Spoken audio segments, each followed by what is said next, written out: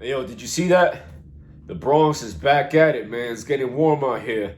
Stay tuned to this video. I'm going to tell you what they did wrong, what they did right, possible solution, and when something similar happened to me. I got you. Check it out.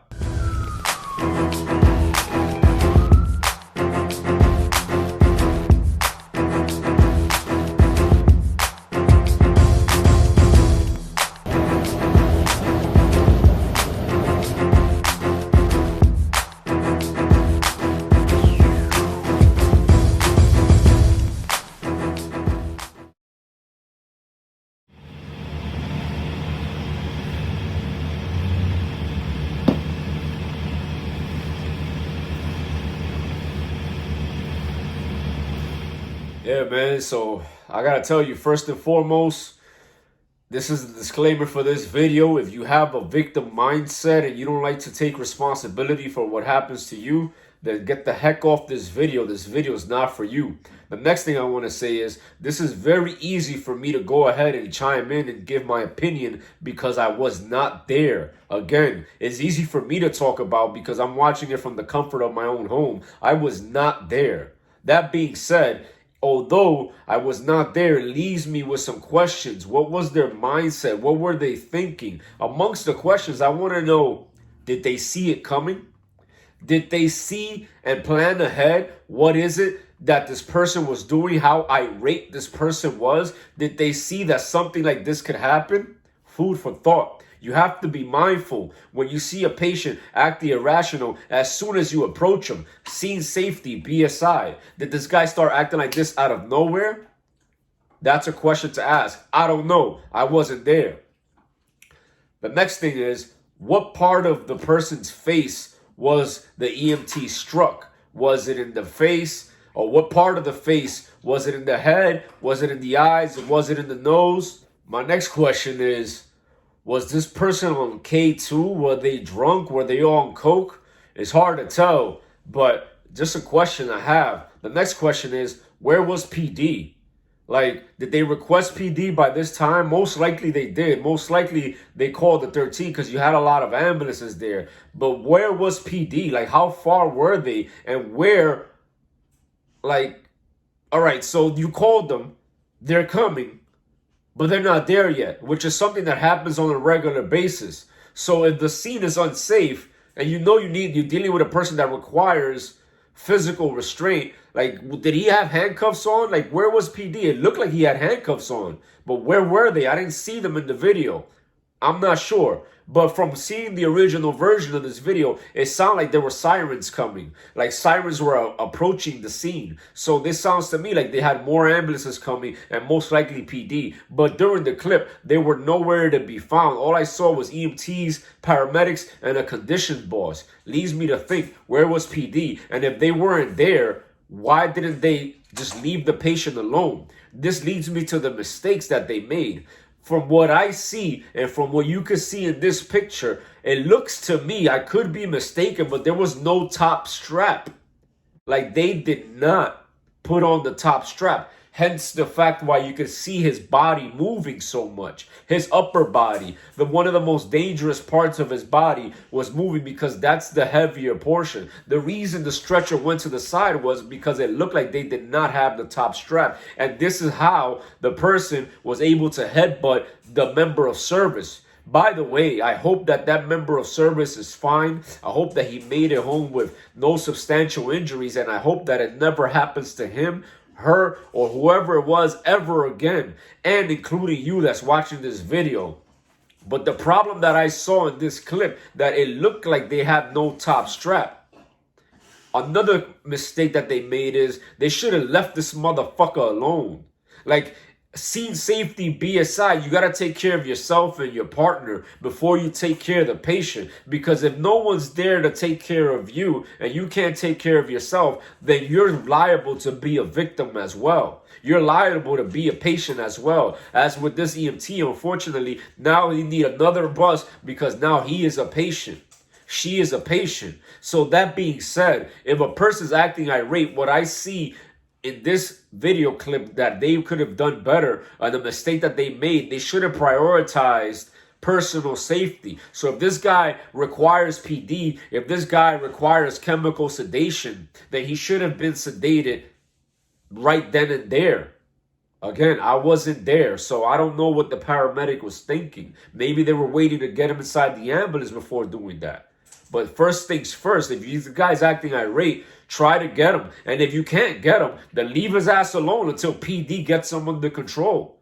Like, it looks to me like what they had was like tunnel vision. They were so focused on getting him in the ambulance, which is the right thing to do, that they forgot about maybe forgot about putting on the top strap. They maybe forgot about using the things that were at their disposal, which I'm going to get to with the solution. But that's what they did wrong. I saw that they didn't use a top strap. What I saw was tunnel vision to get this guy on the ambulance. What I saw is that this guy should have been chemically restrained. And what I saw is that they should have left him alone. Like, if this guy was so irate and such a danger to himself and others, unfortunately, don't hurt yourself in the process of trying to help this guy. And what they did right was the teamwork. I love to see how they were all working together on trying to solve this issue, on trying to help this man, whether he was on drugs or had a psychiatric history or whatever it was. They were focused on transporting this guy to the hospital. The teamwork that I saw reminds me of what you will always see in a busy area. This happened in the Bronx. What you see in the Bronx, in East New York, Brooklyn, in busy areas, you see the camaraderie is just beautiful between first responders, firefighters, NYPD, and amongst ourselves, the EMS providers. So what they did right was work together as a team to try to solve this issue. I gotta tell you, I had a similar instance happen to me in the Bronx as well. The South Bronx, a guy in the jacket store was acting pretty irate along with his brother, and immediately we called for backup and were ready to leave the scene if this guy wasn't able to control himself and if we didn't have any PD. And that's why I want to jump into this conclusion. The conclusion has to do with the solution.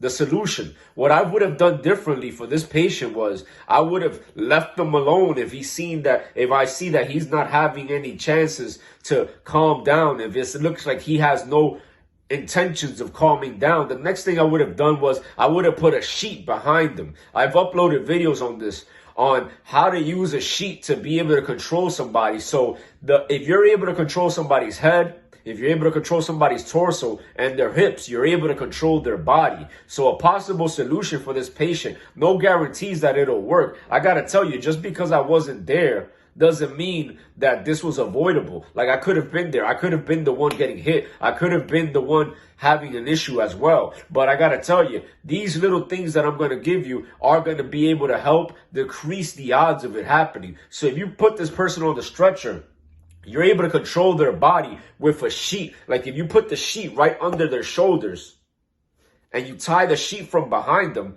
like you push their chest against the stretcher, you use this top strap, and on top of the top strap, you use a sheet and tie it behind the stretcher. That's the fact that the girth of the sheet is thicker than the girth of the strap, it's going to control his body or her body a lot more than it would by not using the strap, or at least only using the strap. So if you have a person that is so irate, you should put the sheet behind them. That helps a lot. I've used it in numerous occasions and it helps tremendously. The next thing I would have done was, to avoid this from happening, was I would have been mindful, or you could be mindful of the importance of training in martial arts. For example, 2 seconds ago, I told you that you want to control somebody's body, you can control their head, their torso, and their hips. Where did I learn this? From Brazilian Jiu-Jitsu, from grappling.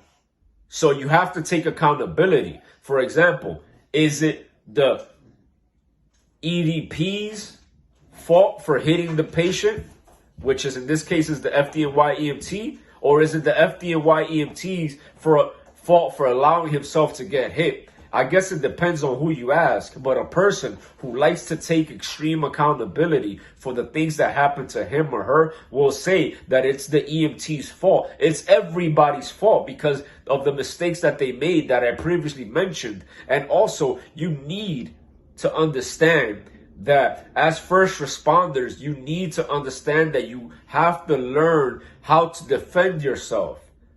Police officers have this under control. Police officers know this. This is why a lot of police departments mandate their police officers to know Brazilian Jiu-Jitsu. And I'll be the first person to say every single EMT and paramedic in the city of New York and worldwide should have annual physical agility test and should understand that there's ways to control an EDP, emotionally disturbed person. Hence the fact, while I would also say that every EMT and paramedic should learn how to defend themselves. They should go into Brazilian Jiu-Jitsu training. And if your department doesn't pay for it, which most likely they don't, then you should pay for it your damn self. Put it as part of your budget. Trust me, the benefits are endless.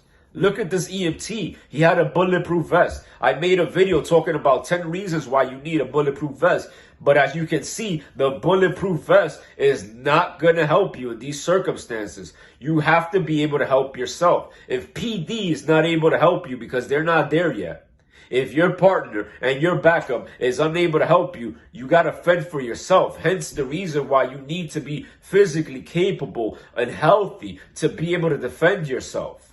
So the possible solution, again, you need to be able to put the strap on top of all 3 straps, 5 straps if possible. Use the sheet to strap them up. Leave them alone if you're seeing that your life is in danger. If you're in jeopardy, leave them alone until more help comes. Apparently, all the EMTs and paramedics that were there were not enough to keep this guy under control. So leave his ass on the stretcher. Let him fucking fall over. Fuck him.